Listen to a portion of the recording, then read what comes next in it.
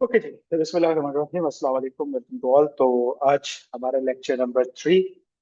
और जो आज हमने स्टार्ट करना है या पढ़ना है वो है चैप्टर नंबर 2।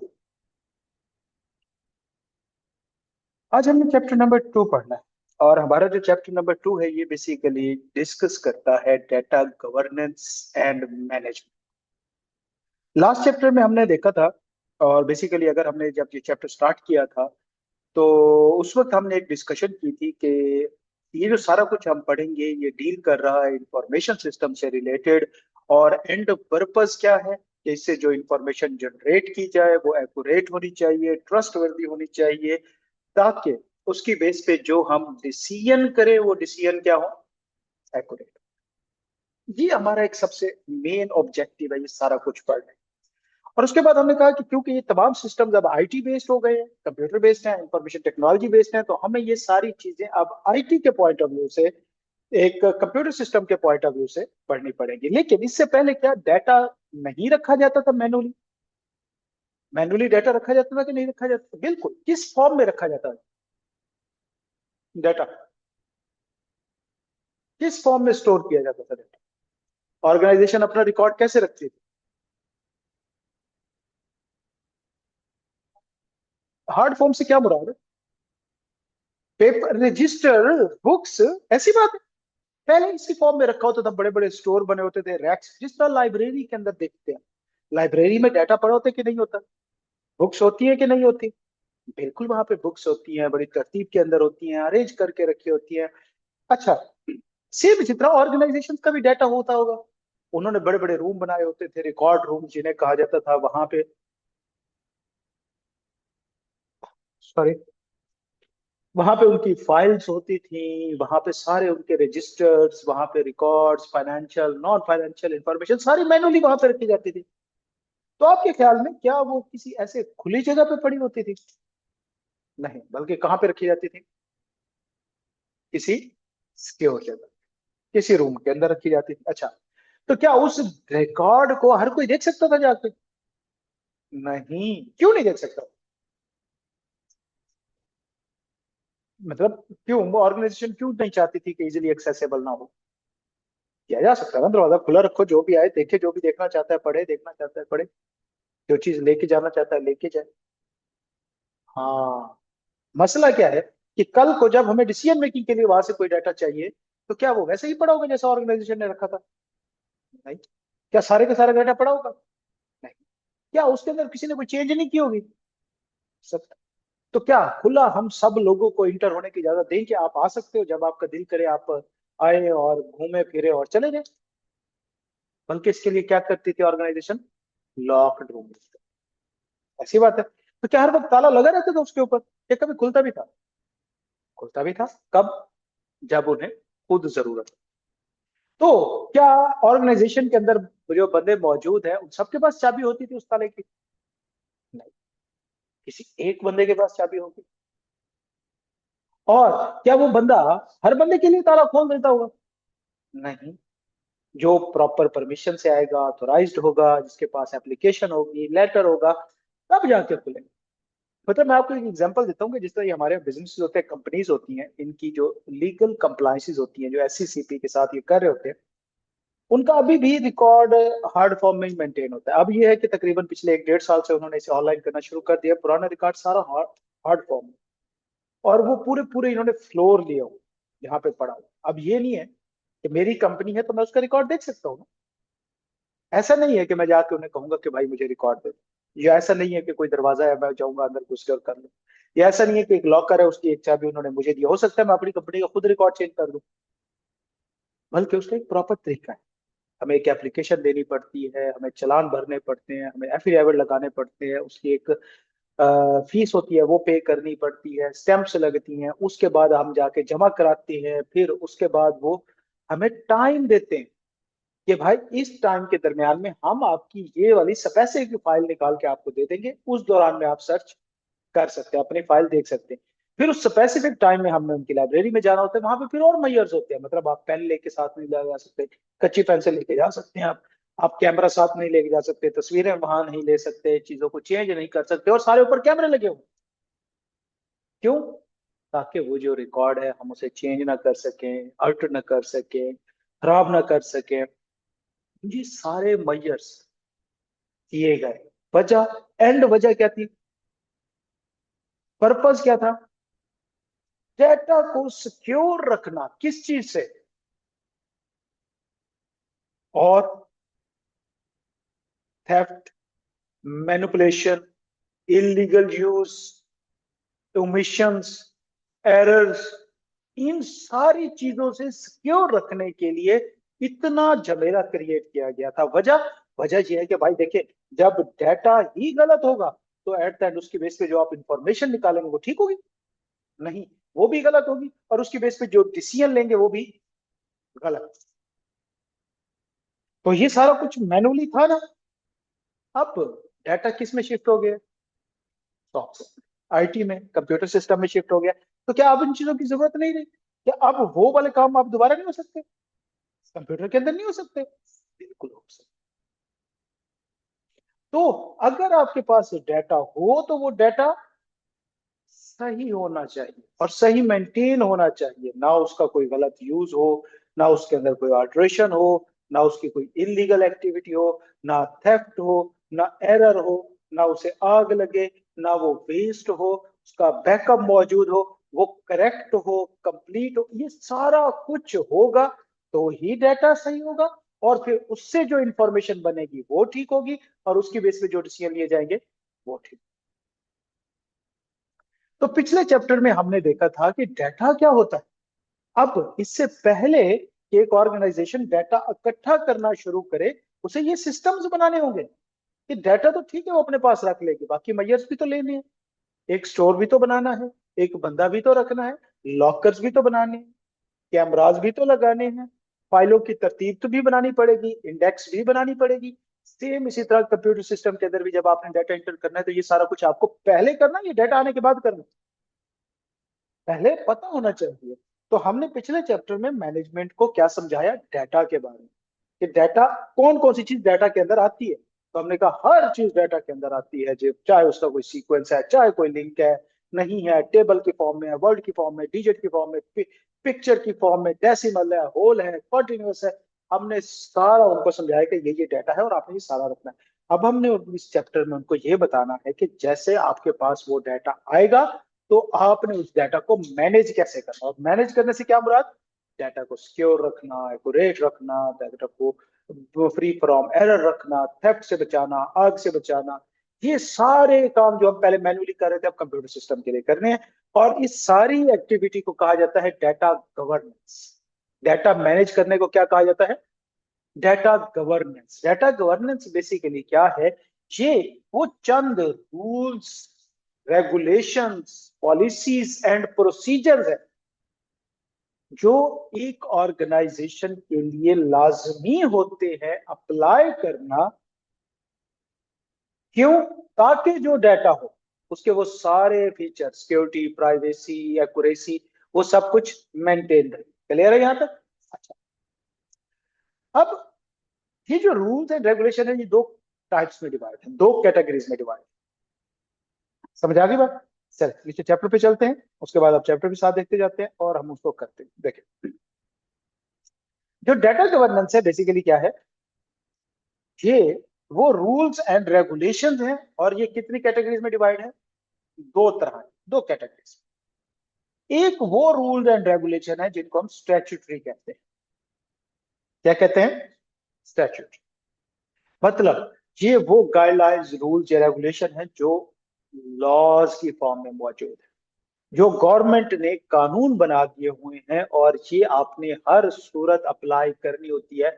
हर वो ऑर्गेनाइजेशन जो डाटा अपने पास रख रही होगी उन रूल्स को अप्लाई कर रही होगी। और इसके अंदर कौन कौन से रूल्स आते हैं, हमारे जो चार एट द एंड इंडेक्सेस हैं, अगर हम इंडेक्सेस देखें हमारी टेबल ऑफ कंटेंट के अंदर, ये वो ही चीजें, ये रूल्स एंड रेगुलेशन है। ये हमारी देखें, Pakistan legal framework for cyber security and digital security एक फ्रेमवर्क है। इसी तरह अगर करें regulatory guideline by state bank, ये भी तो गवर्नमेंट की तरफ से है। इसी तरह आईएसओ, ये इंटरनेशनल स्टैंडर्ड्स जो डाटा गवर्नेंस के ऊपर काम करते हैं, एंड कंट्रोल रिलेटेड टेक्नोलॉजीज, ये भी गवर्नमेंट की तरफ से रूल्स एंड रेगुलेशन या किसी रेगुलेटरी बॉडी की तरफ से, ये नॉर्मली एक रेगुलेटरी बॉडी है, उसकी तरफ से रूल्स एंड रेगुलेशन प्रोवाइड किए गए हैं। समझ आ गई बात? तो एक जो है रूल्स एंड रेगुलेशन क्या कहलाते हैं? स्टैट्यूटरी रूल एंड रेगुलेशन, जो हर कंपनी ने फॉलो करने होते हैं। हर वो कंपनी जो डाटा इकट्ठा कर रही होगी उसे क्या करने पड़ेंगे? फॉलो करने पड़ेंगे। और दूसरे होते हैं वॉलेंट्री। वॉलेंट्री से क्या मुराद? कि देखें, क्या डाटा गवर्नेंस से रिलेटेड जितने भी इश्यूज है हर ऑर्गेनाइजेशन में सेम होते हैं क्या? क्या डाटा सेम है हर जगह पे? प्रॉब्लम सेम है? तो फिर जो गवर्नमेंट ने लॉज बना दिए क्या वो सबके लिए इनफ है? नहीं, कुछ चीजें ऐसी भी हो सकती हैं जो गवर्नमेंट ना बना पाए। तो लिहाजा कंपनी ने जो सेकंड चीज अपनी खुद बनानी होती है वो होती है पॉलिसीज एंड प्रोसीजर्स। क्या होते हैं? Policies and procedures. ये किसने खुद बनाने होते हैं। तो लिहाजा नंबर वन, कंपनी को वो तमाम लॉज भी फॉलो करने हैं, और इसके अलावा अगर कहीं पे पॉलिसी या प्रोसीजर जरूरत है फर्दर डाटा की क्वालिटी को, एक्यूरेसी को, करेक्टनेस को, कंप्लीटनेस को इंश्योर करने के लिए, तो उनको वो भी फॉलो करने पड़ेंगे, बनाने पड़ेंगे, और उनको अप्लाई भी करना पड़ेगा। और ये सारा कुछ कहलाता है डाटा गवर्नेंस। डाटा गवर्नेंस क्या है? Rules, regulation, policies, procedure, systems बनाना। क्यों बनाना? ताकि जो डाटा है वो कंप्लीट रहे, एक्यूरेट रहे, करेक्ट रहे, वो जो जो ऑब्जेक्ट है हम उससे अचीव करना चाहते हैं वो सारे उसके साथ हम अचीव करें। समझ आ गई? चलो, अब बुक के अंदर आ जाए। एक ओवरव्यू हो गया, उसको पढ़ते जाते हैं। Data governance involve the creation and enforcement of policies, procedures, standard and rules to manage data through its life cycle. Data की डिफरेंट स्टेज होती है, डाटा कैप्चर होता है, रिकॉर्ड होता है, प्रोसेस होता है, और फिर इंफॉर्मेशन में कन्वर्ट होता है। तो ये पूरा साइकिल होता है डाटा। इस पूरे प्रोसेस के ऊपर हमने क्या करने होते हैं? वो वाले सारे एस्पेक्ट मेंटेन करने होते हैं। कौन कौन से? जो भी जरूरी है डाटा की एक्यूरेसी, क्वालिटी, उस चीजों को इंश्योर करने के लिए। तो ये सारा कुछ क्या कहलाता है? डाटा गवर्नेंस कहलाता है। समझ आ गया बात? फ्रॉम क्रिएशन, कलेक्शन, स्टोर, आगे वाली चीजें ये आपने खुद पढ़नी है, कोई जरूरत नहीं इसको पढ़ने की। हम नीचे चलते हैं। की objective of data governance. Data governance क्यों की जाती है? जो हम अभी तक कर रहे थे थ्योरेटिकली, कि या उनमें उनकी क्वालिटी हो, उसकी प्राइवेसी हो, उसकी एक्यूरेसी हो, रिस्क खत्म हो जाए, ये सारा कुछ होगा तो ही डाटा करेक्ट होगा, और फिर प्रोसेस होकर उससे जो इन्फॉर्मेशन निकलेंगी वो इन्फॉर्मेशन एक्यूरेट होगी, और उसकी बेस पे जो डिसीजन लिया जाएगा वो डिसीजन एक्यूरेट। तो लिहाजा क्यों डाटा गवर्नेंस जरूरी है? Minimise risk. किस चीज का रिस्क? थेफ्ट हो जाने का, अल्टर हो जाने का, लॉस्ट हो जाने का, ब्रीच का, किसी भी चीज का risk. Number two, establish internal rule for data use. Internally organisation के लोगों को भी तो ट्रेन करना। फॉर एग्जाम्पल, एक शख्स को एक्सेल यूज करना ही नहीं आता और आप उसे कह दें कि बच्चों की फीस का रिकॉर्ड रखो, क्या वो आपका डाटा करेक्ट रख लेगा? पहले हमें रूल्स बनाने कि ये डाटा कौन बंदा इंटर कर सकता है, उसकी कितनी एक्सेल के अंदर प्रोफिशिएंसी हो तो वो ये बंदा ये काम कर सकता है, वरना कोई और बंदा ये काम नहीं कर सकता। Establish internal rule for data use. और इंटरनली अगर किसी को इंफॉर्मेशन चाहिए, फॉर एग्जांपल आप लोगों के कांटेक्ट नंबर होते हैं हमारे पास कि नहीं होते? इसका क्या मतलब है कि किसी को कोई काम पड़े तो वो आपका कांटेक्ट नंबर डाटा से निकाल के आपको फोन करे कि मेरा बच्चा ये बताओ ये कैसे हो रहा है। आप वहां से हो तो वहां से आते हुए क्या कहते हैं, फलानी मिठाई अच्छी मिलती है आपके इलाके की, वो लेते हैं। और आपके इलाके का क्या मशहूर है जी, आपने वो लेके आना है। ऐसे कुछ लोग रहे हैं हमारे पास। तो खैर, अल्लाह माफ करे, ये आदत बहुत बुरी है। घर से आते हुए पहले बहुत सारा सामान होता है और क्या क्या चीजें लेके आए, तो ये बहुत गलत चीज है। तो आप तक उन तक आपका डेटा, अगर पहले तो उनके पास एक्सेस ही नहीं होनी चाहिए, और अगर एक्सेस भी है तो कम से कम उनको एथिक्स, उनको पता होना चाहिए कि ये किस पर्पज के लिए यूज करना। हाँ जी, क्लास में नहीं आ रहे, ठीक है, मैसेज करें, टेस्ट है, रिजल्ट अपडेट दें। अब ये तो नहीं है ना कि बेटा रात सो गए हो कि नहीं सोए अभी तक, खाना खाया कि नहीं। समझ आ गई बात? तो ये पर्पज नहीं है। तो डाटा यूज के ऊपर भी आपने अपने स्टाफ को ट्रेन करना है कि वो आपका इलीगल यूज ना करे। इसी तरह इम्प्लीमेंट कंप्लायंस रिक्वायरमेंट। कौन सी? जिस तरह मैंने अभी बताया, 4 तरह की तो लीगल फॉर्मेट्स हमारे सिलेबस का पार्ट है। और क्या उसमें ऑप्शन है ऑर्गेनाइजेशन के पास कि उनको फॉलो करे या ना करे? नहीं, वो तो कंपलसरी है, वो तो फॉलो कर लें। तो लिहाजा फिर उसके लिए पूरा स्ट्रक्चर बनाना पड़ेगा, सिस्टम डिजाइन करना पड़ेगा। इस तरह इंप्रूव कम्युनिकेशन। खैर, ये धक्के से हर जगह हर चीज के उसमें एडवांटेज में डाल देते होते हैं। इंप्रूव कम्युनिकेशन, और मोटिवेशन बढ़ाना और मोरल बुलंद करना, क्या पढ़ लेना। इंक्रीज डाटा वैल्यू, डाटा की वैल्यू, वैल्यू से मुराद उससे आने वाले सेटिस्फैक्शन, सेटिस्फैक्शन से मुराद बेनिफिट्स। तो डाटा से बेनिफिट कब आएंगे? जब डाटा करेक्ट हो। डाटा कब करेक्ट होगा? जब डाटा गवर्नेंस प्रॉपर हो रही होगी। फैसिलिटेट एडमिनिस्ट्रेशन, एडमिनिस्ट्रेशन के अंदर आसानी होती है जब प्रॉपरली मैनेज्ड डाटा होता है, तो लोग उसको आसानी से, रिड्यूस कॉस्ट। अगर हमारे पास जो डाटा है वो प्रॉपर सीक्वेंस के अंदर पड़ा है और लॉक में पड़ा है, और हमने क्या किया, वो पहले इधर उधर फाइलों की सूरत में भटक रहा था, हमने बंदे लगा के उनको सिस्टम के अंदर इंटर करा दिया। अब जहां पे 3 लोग हमें चाहिए थे वो सारी फाइलों को बनाने के लिए, मैनेज करने के लिए, अब एक बंदा इनफ है, डाटा आता है उसको देते हैं, वो एंटर कर देता है, सेफ पड़ा है, सिक्योर पड़ा है, तो कॉस्ट कम हो गई। इंश्योर ऑर्गेनाइजेशनल सस्टेनेबिलिटी का मतलब कि भाई ज्यादा से ज्यादा बेनिफिट हो, रिस्क कम हो, कॉस्ट कम हो, ताकि ऑर्गेनाइजेशन को उससे ज्यादा एडवांटेज अचीव हो। तो ये नॉर्मली पर्पजेज हैं किस चीज के लिए? की ऑब्जेक्टिव ऑफ डाटा गवर्नेंस, कि हम डाटा गवर्नेंस जब करते हैं तो हम उससे क्या क्या रिसीव करना चाहते हैं, हम क्या क्या एक्सपेक्ट कर रहे होते हैं कि इसके बदले में हमें कौन कौन से बेनिफिट्स मिलेंगे। क्लियर है यहां तक? कोई क्वेश्चन? अच्छा, डाटा गवर्नेंस के अंदर आता क्या कुछ है, मतलब अब हमने डाटा गवर्नेंस करनी, मुझे क्या करना पड़ेगा? जिस तरह मैंने डाटा इकट्ठा करना शुरू किया, आप अज्यूम करें मैं हार्ड फॉर्म में डाटा, तो मेरे पास रजिस्टर है, बुक्स में लिख रहा हूं, मुझे कौन कौन से मैयर्स लेने चाहिए कि वो चीजें सिक्योर रहे? शाबाश, किसको एक्सेस होनी चाहिए? एग्जैक्टली, बात खत्म। ये हमारा पहला पॉइंट। इसको कहते हैं डॉट डाटा ऑनरशिप या स्टूवर्ड। स्टूवर्डशिप का कंसेप्ट बिजनेस लॉ में आपने पढ़ा होगा, याद है? एजेंसी नहीं, आप कंपनी लॉ में पढ़ेंगे जाके, डायरेक्टर्स के कंसेप्ट के अंदर स्टूवर्डशिप का कंसेप्ट, एजेंसी।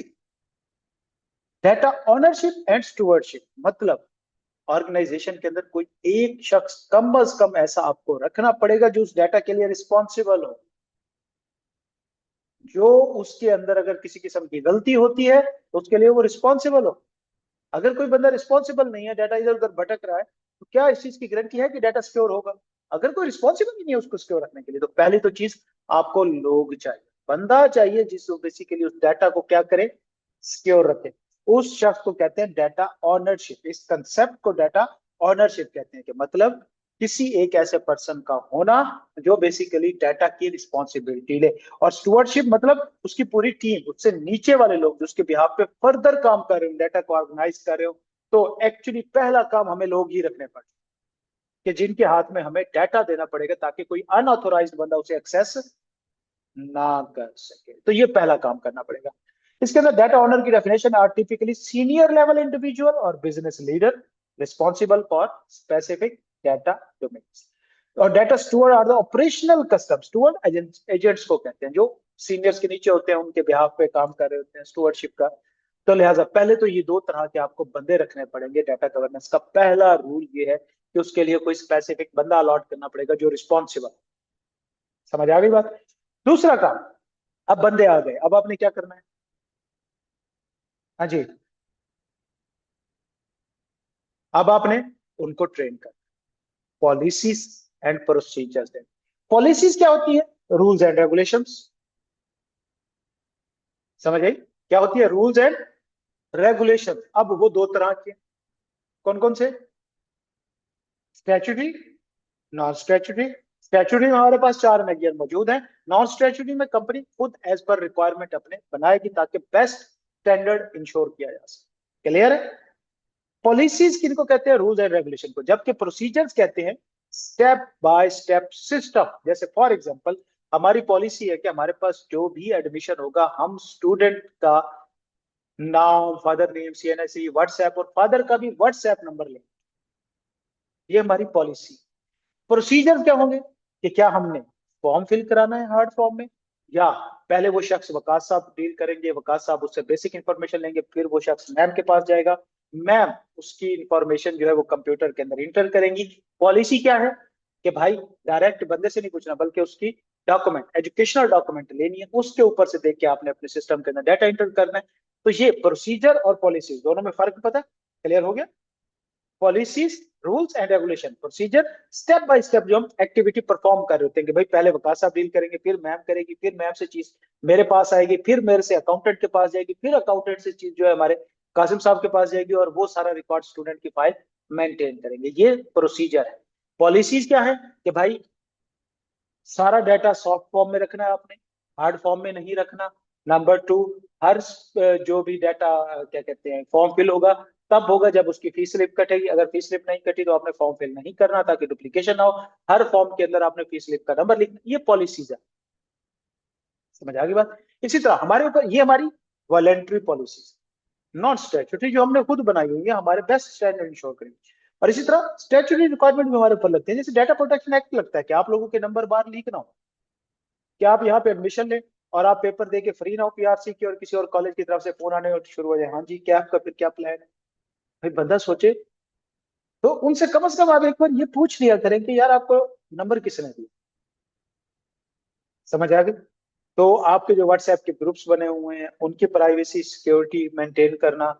फिर असल पता है गड़बड़ कहाँ से शुरू होती है, जब क्लास के हमारे ग्रुप्स में से फिर स्टूडेंट अपने पर्सनल ग्रुप्स बना लेते। चलें जी, हम अलहदा से ग्रुप स्टडी किया करेंगे। वो ग्रुप स्टडी वाले जो ग्रुप्स होते हैं ना, वहां से फिर डाटा जो है आपका लीक हो जाता है। तो खैर बहरहाल, तो पॉलिसीज एंड प्रोसीजर्स बनाने हैं ताकि डाटा गवर्नेंस की दूसरी एक्टिविटी क्या policies. Policies might define who have access to what data. ये तो एग्जांपल दी हुई है, मैंने आपको डेफिनेशन बताई है। ये रूल्स एंड रेगुलेशन होते हैं जबकि procedures step by step instruction to ensure, काम करने का तरीकाकार कि आपने स्टेप काम शुरू करना कैसे। ठीक हो गया ये दूसरा। तीसरा काम, अब डाटा की हैंडलिंग।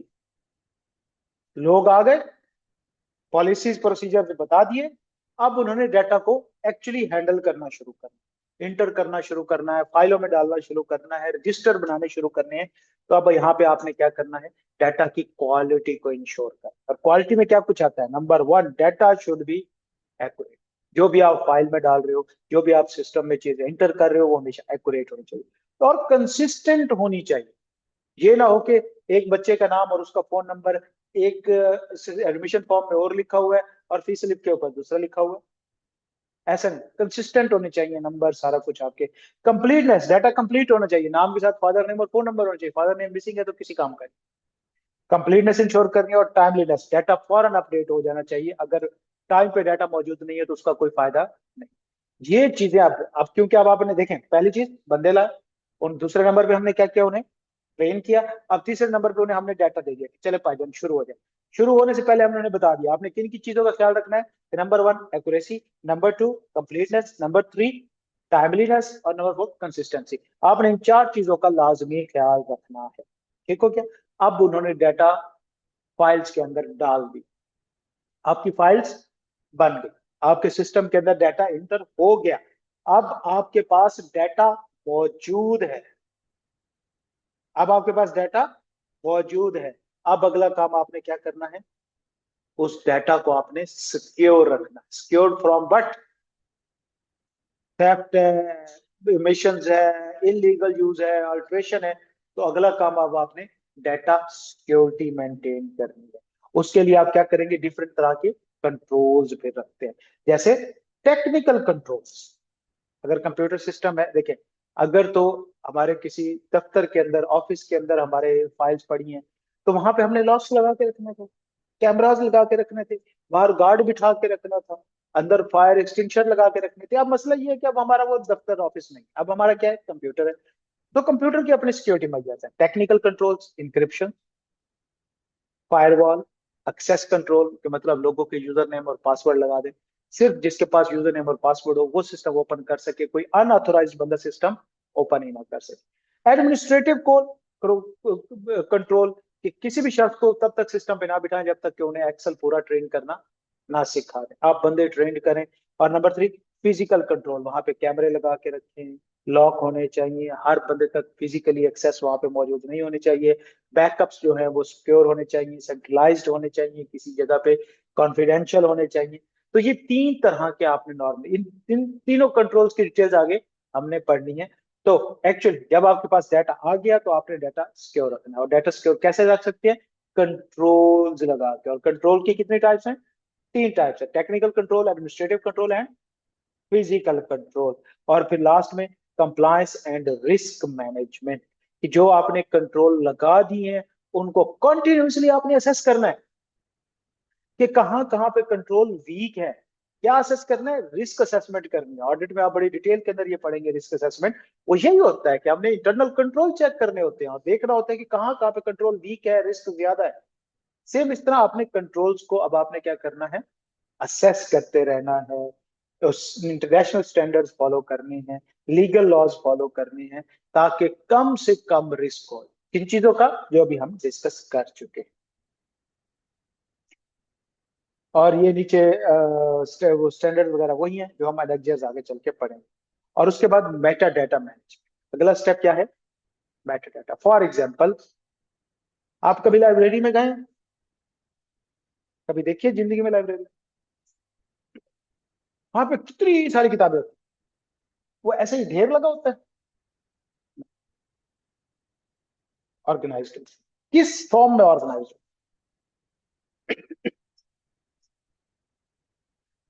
अल्फाबेट के नाम से, नॉर्मली अल्फाबेट के साथ, ABCD, ऐसी बात है। ओके, आपको एक बुक चाहिए, उसका नाम बी से शुरू है। आप क्या करेंगे? सीधा बी के शेल्फ पे जाएंगे। उस शेल्फ में कितनी बुक्स हो सकती हैं जो बी के नाम से शुरू हो? कितनी हो सकती है?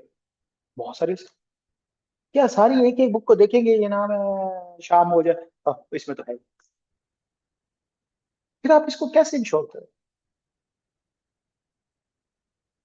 नहीं है कोई कैटेगरी, छोड़ देंगे। ये सिर्फ बी अल्फाबेट के नाम से था। चले कैटेगरी, तो एक कैटेगरी में कितनी बुक्स हो सकती है? चले कैटेगरी पे शामिल कर दिया। अब अगला अगला है।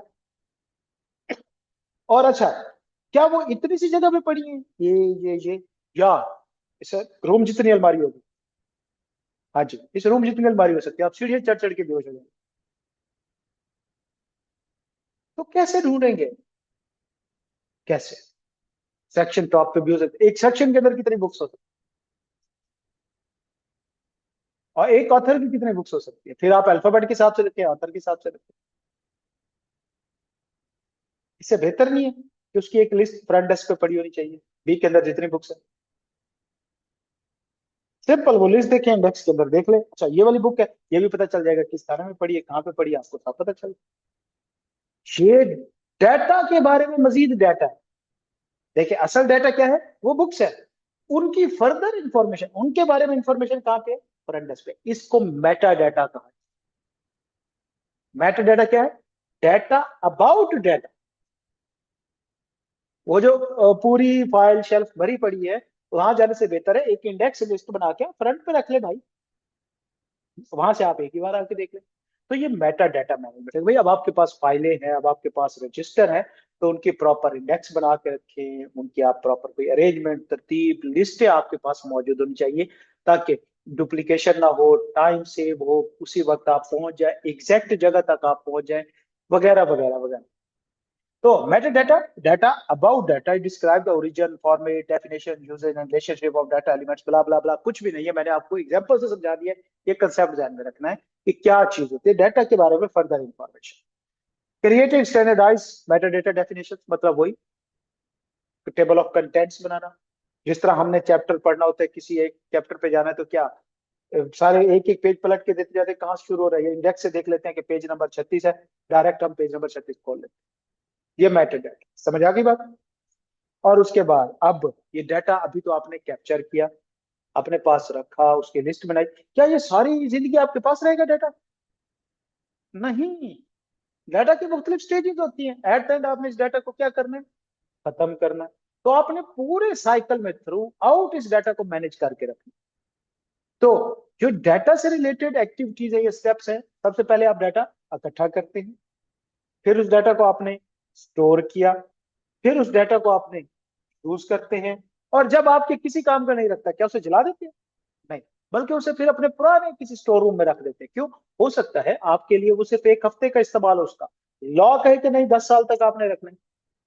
तो क्या उसका रजिस्टर आप फ्रंट टेबल पे रखेंगे या उठा के स्टोर में फेंक देंगे? स्टोर में फेंक, और फिर 10 साल बाद उसे क्या कर देंगे?